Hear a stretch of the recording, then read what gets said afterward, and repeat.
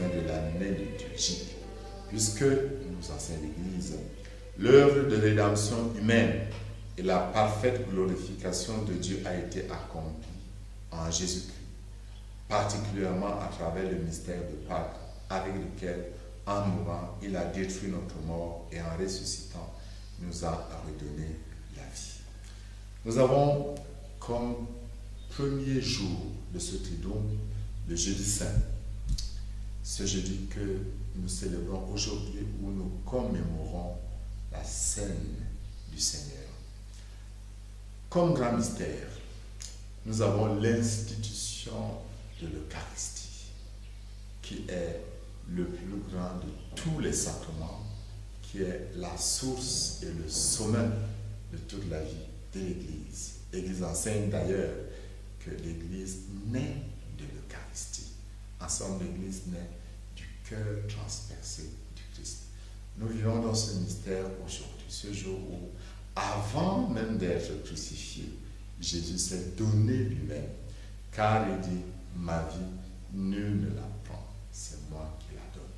Mais aujourd'hui également, nous célébrons l'institution de ceux qui célèbrent l'Eucharistie, c'est-à-dire l'institution du sacerdoce.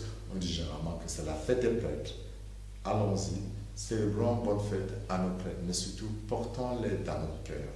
C'est le temps pour nous de méditer sur ce que c'est que le prêtre, à la suite du grand et unique prêtre. Tous les baptisés participent au sacerdoce du Christ. Mais il y a deux genres de participation. Une participation qu'on appelle le sacerdoce commun des fidèles, qui fait de nous tous ceux-là qui ont l'obligation d'être un signe de la sainteté de Dieu et de instrument pour l'annonce de l'Évangile. Maintenant, il y a le sacerdoce ministériel. Ceux qui choisis parmi leurs frères sont institués par le Christ pour agir, comme on dit, in persona Christi, pour baptiser au nom du Christ, pour rompre le pain au nom du Christ. Ceux-là qui reçoivent le pouvoir de l'Esprit Saint, recevez l'Esprit Saint, ceux à qui vous remettrez les péchés, leurs péchés leur seront remis.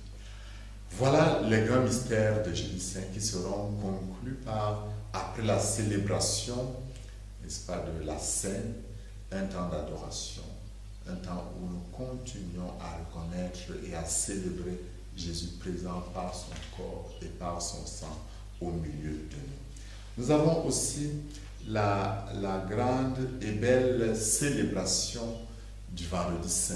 Ce n'est pas une messe en tant que telle, mais c'est une célébration autour duquel tournent quelques mystères essentiels qu'il nous faut comprendre davantage.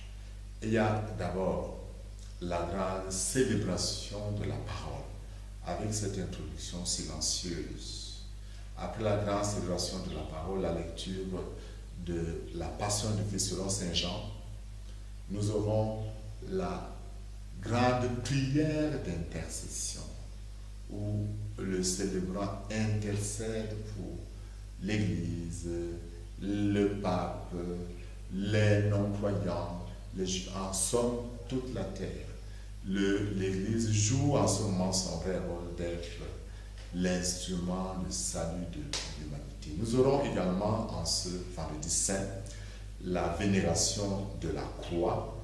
Il ne s'agit pas d'humer la croix, mais de vénérer la croix en reconnaissant que c'est l'instrument de notre salut. Et en fin de compte, il y a la distribution de la communion. Après ce vendredi, cette célébration du vendredi, parce que le vendredi, il n'y a pas de célébration de la messe.